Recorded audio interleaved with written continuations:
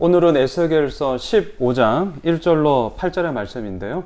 말씀의 제목이 조금은 자극적이에요. 불에 탄 포도나무. 아마 이 제목을 딱 듣는 순간 지금 우리가 에스겔서를 계속해서 보고 있기 때문에 무슨 의미인지 다 눈치채셨을 겁니다. 불에 탄 포도나무. 자, 여기서 말하는 포도나무는 이스라엘 백성들을 의미해요. 근데 그 포도나무가 불에 타 버렸다는 거죠. 그림 언어죠.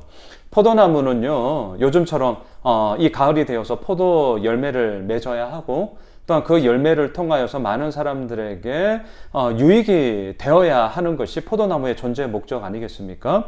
그런데 그 존재 목적을 잃어버린 포도나무를 향하여서 오늘 하나님은 이렇게 말씀하십니다. 2절로 가보십시오.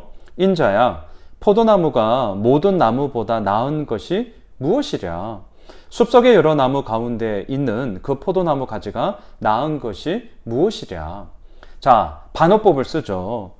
포도나무가 모든 나무보다 나은 것이 무엇이랴? 오늘 본문에서는 나은 게 없다는 거예요. 자, 근데 더 중요한 것은 왜 나은 게 없다냐고 얘기하냐는 거죠.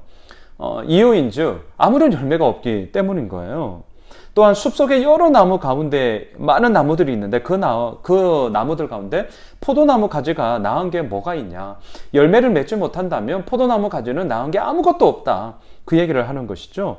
3절부터 오늘 본문 5절까지 계속 그 얘기합니다. 보세요. 그 나무를 가지고 무엇을 제조할 수 있겠냐? 그것으로 무슨 그릇을 걸 못을 만들 수 있겠냐? 불에 던질 땔감이 될 뿐이라. 불이 그 두 끝을 사르고 그 가운데에도 태웠으면 제조에 무슨 소용이 있겠냐? 무슨 말입니까? 아무 소용 없다는 거잖아요. 5절도 보십시오. 그것이 온전할 때에도 아무 제조에 합당하지 아니하였거든. 하물며 불에 살라지고 탄 후에 어찌 제조에 합당하겠느냐? 불에 탄 포도나무 아무 소용 없다는 거예요. 그런데요, 포도나무는 특별히 5절, 그것이 온전할 때에도 무엇인가를 제조하는 데 있어서 합당치 않다는 거예요. 그럼 포도나무의 합당함은 어디에 있습니까? 열매에 있다라는 사실을 오늘 본문은 반어법을 통하여서 계속 우리들에게 얘기하고 있는 것이죠. 자, 6절로 가보시죠. 그러므로 주 여호와께서 이같이 말씀하셨느니라. 내가 숲풀 가운데에 있는 포도나무를 불에 던질 땔감이 되게 한 것 같이 내가 예루살렘 주민도 그같이 할지라. 자, 오늘 본문에 나오는 포도나무는 누구입니까? 예루살렘 백성들. 이들이 열매를 맺지 못한 이상 아무런 소용이 없음을, 아무 쓸데 없음을 하나님은 포도나무 비유를 통하여서 이스라엘 백성들을 향한 심판과 징계를 말씀하고 계십니다. 자, 그러면 오늘 반어법으로 계속해서 질문을 던지는 이것에 대한 온당한 답이 되기 위해서는 딱 하나예요. 딱 하나. 무엇입니까? 포도나무는 포도 열매를 맺으면 된다라는 것이죠. 어제 금요일 제가 말씀의 결론에서도 구속사적인 관점으로 이렇게 마무리를 했어요. 노아, 욥, 다니엘, 의인이죠. 하지만 이 세 사람이 있을지라도 하나님께서 맹렬하게 내리시는 기근과 짐승과 칼과 전염병의 그러한 심판 가운데서는 자기만 겨우 살 뿐 다른 사람은 결코 살릴 수 없더라. 이 땅을 살아가고 있는 의인의 연약함, 한계, 제한을 우리가 보지 않았습니까? 그러면서 누구를 바라보게 됩니까? 그 모든 인류를 다 구원하시는 예수 그리스도. 온전한 의인 예수 그리스도를 우리가 목마름으로 갈망하게 되는 것이죠. 오늘 본문도 마찬가지예요. 요한복음 15장, 우리가 너무나 잘 알고 있는 말씀. 나는 포도나무요, 너희는 가지니 나를 떠나서는 너희가 아무것도 열매를 맺을 수 없다. 여러분, 진정한 포도나무는요, 우리로부터 이루어지는 것이 아니라 바로 예수 그리스도. 나는 포도나무요, 너희는 가지니.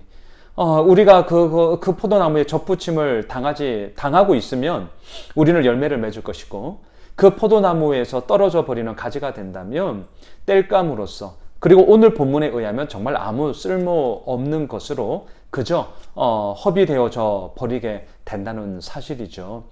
말씀을 정리합시다. 오늘 토요일을 시작하면서 또 이번 한 주간 다들 각자의 삶의 자리에서 참 열심히 사셨습니다. 참 수고 많으셨어요. 오늘 본문, 이 포도나무. 오늘 본문에서는 포도나무가 이스라엘 백성들을 의미하지만 오늘 본문에 나오는 포도나무는 너무나 무익합니다. 그게 누굴까요? 우리라고 할 수 있겠죠. 하지만 이것이 신약으로 넘어가고 구속사적인 관점으로 우리가 연결한다면 요한복음 15장과 연결을 꼭 시켜야 할 것입니다. 포도나무로서 우리가 허겁지겁 살아가고 몸부림치는 모습 다 쓸데없는 거 아닙니다. 중요한 겁니다. 하지만 그러한 몸부림 가운데서 더 우리들의 목마름을 진정으로 해갈시켜줄 진정한 포도나무를 우리는 바라보게 되는 것이죠. 에스겔서 15장을 통하여서 불에 탄 포도나무를 통하여서 우리는 진정한 포도나무이신 예수 그리스도, 요한복음 15장과 우리가 연결하면 좋겠습니다. 나는 포도나무요, 너희는 가지니 나를 떠나서는 너희가 아무것도 열매를 맺을 수 없다라고 오늘도 말씀하시는 그 예수 그리스도만을 바라봅시다. 내일 주일입니다. 우리가 비록 대면 예배로 드리지는 못하지만 그럼에도 불구하고 각자의 처소에서 드리는 이 예배가 포도나무이신 예수 그리스도께 접붙임 당하는 시간이 되었으면 좋겠습니다. 온 마음을 다합시다. 온 뜻을 다합시다. 저 역시 저의 삶의 자리 가운데 최선을 다하겠습니다. 바라기는 주 말씀 향하여 오늘도 함께 다른 박질에 나아가며 그 가운데서 진정한 포도나무이신 예수 그리스도만을 붙잡고 풍성한 열매를 맺게 되는 우리들의 복된 삶이 되시길 주님의 이름으로 축복합니다.